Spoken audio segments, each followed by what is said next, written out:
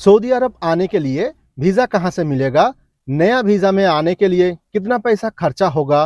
किसी कंपनी या कपिल के पास आप आ चुके हो, आने के बाद वहाँ पे आपको काम अच्छा नहीं लग रहा है, यहाँ आने के बाद दूसरा कुछ काम करा रहा है। अगर आप लोग चाहते हो कि मैं उस कंपनी में काम नहीं करूँगा, अपना मुल्क में वापस जाना चाहता हूँ।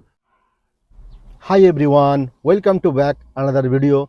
दोस्तों, मैं अपना कुछ एक्सपीरियंस आज आप लोगों के साथ शेयर करूंगा, क्योंकि मैं सऊदी अरब में काफ़ी साल से रह रहा हूं। बहुत कुछ ऐसा है जिससे मैं गुजर चुका हूं। इस वीडियो में आप लोगों को कुछ इन्फॉर्मेशन शेयर करना चाहता हूं। अगर आप लोग सऊदी अरब में नया आना चाहते हो किसी कंपनी में, तो कंपनी का जो वीज़ा है वो वीज़ा किसी कॉन्सल्ट से ही मिलेगा आपको, क्योंकि बड़ा बड़ा जो कंपनी होता है किसी के हाथ में वीज़ा नहीं देता है। किसी बड़ा कॉन्सल्ट में ही वो लोग वीज़ा दे देता है, क्योंकि उन लोगों को एक दो बंदा नहीं चाहिए, उन लोगों को ग्रुप में बंदा चाहिए। तो अगर आप लोग किसी कंपनी में भी आना चाहते हो, सऊदी हो, दुबई, कतर, बहरीन, किसी भी मुल्क में, तो सबसे पहले किसी अच्छा कंसल्ट से बातचीत कीजिए और उस कंसल्ट का जो है आप रिव्यू देखिए कि वहाँ से जो भी बंदा बाहर में गया है काम करने के लिए, वो लोग वहाँ पे जाके अच्छा खासा काम कर रहा है या नहीं। वो लोग जाके वहाँ पे जो काम बोल के गया था वही काम कर रहा है, सैलरी उन लोगों को अच्छा मिल रहा है या नहीं, सब कुछ जांच पड़ताल कीजिए। जांच पड़ताल करने के बाद तब आप लोग वीज़ा लीजिए। जिस कंपनी का वीज़ा लीजिएगा उस कंपनी का भी आप लोग रिव्यू चेक कर लीजिए। गूगल क्रोम में जाके उस कंपनी का नाम डालिए। नाम डालने के बाद उसका रिव्यू आएगा, रिव्यू देखिए। रिव्यू जो है वो अरबी में लिखा होगा और इंग्लिश में लिखा होगा। अगर आप लोग अरबी या इंग्लिश नहीं जानते हो, गूगल ट्रांसलेट में जाके अपना भाषा में ट्रांसलेट करके उसका रिव्यू डिटेल्स में पढ़िए। पढ़ने के बाद सोच समझ गई तभी उस कंपनी का वीज़ा लीजिए। किसी एजेंट से या किसी कॉन्सल्ट से वीज़ा ले रहे हो तो उनसे पूछ लीजिएगा कि ये डायरेक्ट कंपनी है या किसी सप्लायर कंपनी। सप्लायर कंपनी में आने पे आप लोगों को सैलरी कम मिलेगा। सप्लायर कंपनी में आने पे कुछ दिक्कत भी हो सकता है। किसी डायरेक्ट कंपनी में आते हो तो अच्छा खासा आप लोगों को सैलरी मिलेगा। यहाँ पे आने से पहले आप लोग जो एग्रीमेंट है, एग्रीमेंट पढ़ लीजिए। एग्रीमेंट में फुल डिटेल्स में लिखा हुआ रहता है कि आप लोगों का ड्यूटी किस टाइम से किस टाइम होगा, आपको सैलरी कितना मिलेगा, खाने का कितना मिलेगा, फुल डिटेल्स होता है एग्रीमेंट में। पूछ लीजिएगा जिससे वीज़ा लीजिएगा कि हम मेरे को बताइए डिटेल्स में कि मुझे कितना सैलरी मिलेगा, तो वो आपको बता देगा कि आपको सैलरी कितना मिलेगा, खाने का कितना मिलेगा। अगर किसी डोमेस्टिक में आते हो, जैसे ड्राइवर हो, मजरा में हो, डोमेस्टिक के अंदर जो भी पड़ता है, डोमेस्टिक का जो वीज़ा है वो एजेंट से भी मिलता है और किसी यार दोस्त से भी ले सकते हो। डोमेस्टिक काम के लिए मेरा सजेशन यही है, किसी यार दोस्त से वीज़ा लेते हो तो ही अच्छा है, क्योंकि यार दोस्त जो आपको वीज़ा देगा वो बंदा जिससे वीज़ा लिया है उसको जानता जरूर होगा, तभी उससे वीज़ा लिया है।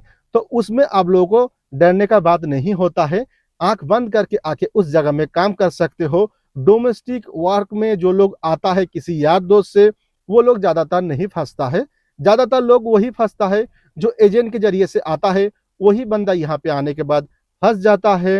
हो सकता है उनको एक काम बोल के लाके दूसरा कुछ काम कराता है। यहाँ पे आने के बाद कंपनी में हो या किसी कपिल के पास हो, आप किसी भी जगह में आए हो, तो आपको 3 महीने तक आपका अकामा नहीं बनेगा। 3 महीने तक एक ट्रायल पीरियड होता है। 3 महीने तक कंपनी हो कपिल हो आपको ट्राई करेगा।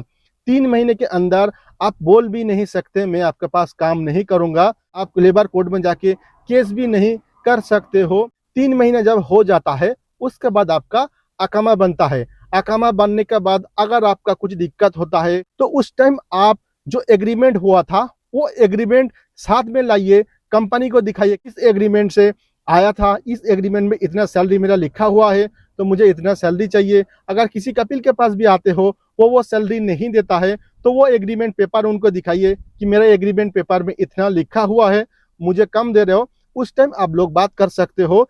3 महीने से पहले कुछ भी कपिल को नहीं बोल सकते हो, किसी कंपनी को नहीं बोल सकते हो। 3 महीने के बाद अगर आपका अकामा नहीं बनता है तो किसी कंपनी को या कपिल को आपको बोलने का जरूरत नहीं है।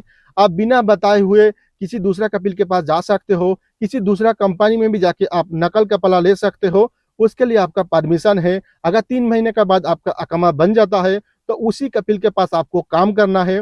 यहाँ पे आने के बाद सबसे बड़ा दिक्कत यही होता है कि आपको भाषा नहीं आता। भाषा नहीं आने के वजह से कुछ ऐसा बात समझने में आपको दिक्कत होता है। उस टाइम आपको लगता है कि मैं यहाँ पे काम नहीं कर पाऊंगा। यहाँ पे जो भी कोई भाई नया आता है सबको दिक्कत होता है। भाषा नहीं जानते हो उसके लिए सबसे बड़ा दिक्कत होता है। और कुछ ऐसा भी लोग आप लोगों को मिल जाता है भड़काने के लिए। वो लोग आप लोगों को बताता है कि ये कंपनी अच्छा नहीं है, ये कंपनी में आके आप फंस गए हो, ये कपिल अच्छा नहीं है, ये कपिल के पास आके आप फंस गए हो। तो किसी का भड़कावे में मत आइएगा, क्योंकि आप जितना पैसा खर्चा करके आए हो यहाँ पे कमाने के लिए, तो आपको यहाँ पे दिल लगा के काम करना है, किसी का भड़काव में नहीं आना है। मान लीजिए आप किसी कंपनी में काम कर रहे हो, उस कंपनी में 2-4 बंदा आपको ऐसा बता रहा है कि ये कंपनी खराब है, ये है, वो है, लेकिन वही बंदा देखिए उस कंपनी में 4 साल 5 साल काम कर रहा है। अगर कंपनी खराब है, वो बंदा वहां पे काम क्यों कर रहा है? ये ऐसा बंदा बहुत मिल जाता है भड़काने के लिए। अगर आपका 3 महीना हो जाता है, आपका कपिल आपका अकामा बना लेता है, तो आपको काम अच्छा नहीं लगता। अगर आप बोलते हो मैं काम नहीं करूंगा, तो आपका जो कपिल है आपसे पैसा मांगेगा, इतना पैसा मैं खर्चा किया हूँ आपका पीछे में, ये पैसा हमको दे के चला जाइए। डोमेस्टिक वर्कर का जो वीजा है उसको निकालने में 2000 रियाल खर्चा होता है वीजा में। अगर वही डोमेस्टिक वीजा किसी एजेंट के पास देता है, तो एजेंट के थ्रू आप आते हो, तो उस कपिल का 7 से 8 हजार रियाल खर्चा होता है वीजा में। अगर आप काम नहीं करना चाहते हो तो आपका कपिल आपको बोलेगा कि मुझे 8 हजार या 10 हजार रियाल दे के फिर आप जा सकते हो। यहाँ पे आए हो, थोड़ा दिल लगा के काम करने का कोशिश कीजिए। सबका कुछ ना कुछ प्रॉब्लम होता है। जैसे अपना मुल्क में भी किसी जगह आप काम करते हो, उस जगह में कुछ ना कुछ प्रॉब्लम लगा ही रहता है। ऐसा नहीं है जिस जगह में आप काम कर रहे हो आपका मर्जी से ही कंपनी चलेगा या आपका मर्जी से ही वहाँ पे बात चलेगा। हर जगह में ऐसा होता है। फिर भी यहाँ पे जब आ गए हो, आपको ही डिसाइड करना है कि मैं इतना पैसा खर्चा करके आया हूँ। अपने फैमिली के बारे में सोच के, फैमिली को अच्छा फ्यूचर देने के लिए, बच्चे लोगों को अच्छा फ्यूचर देने के लिए, तो बहुत कुछ यहाँ पे आप लोगों को सेक्रीफाइस करना पड़ेगा। सेक्रीफाइस करके ही रहना पड़ेगा। आप किसी से भी पूछ लीजिए, जो भी बंदा यहाँ पे काम करता है, छोटे से छोटा या किसी बड़े ओहदे में काम कर रहा है, सबका कुछ ना कुछ प्रॉब्लम लगा रहता है, कुछ ना कुछ दिक्कत होता है।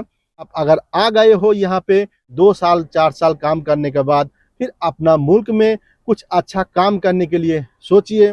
आई होप कि आज का वीडियो में कुछ अच्छा जानकारी आप लोगों को मिला है। वीडियो अच्छा लगे तो लाइक शेयर जरूर कीजिएगा। वीडियो को फेसबुक पेज में देख रहे हो, शेयर जरूर कीजिए। यूट्यूब में देख रहे हो, चैनल में नया हो तो सब्सक्राइब करके बेल आइकन को ऑल कर दीजिए। अगर कुछ पूछना है इंस्टाग्राम में जाके फॉलो कीजिए। तो आज का वीडियो यहीं पे एंड करते हैं, मिलते हैं किसी अगले वीडियो में। तब तक के लिए इजाजत दीजिए। अल्लाह हाफिज।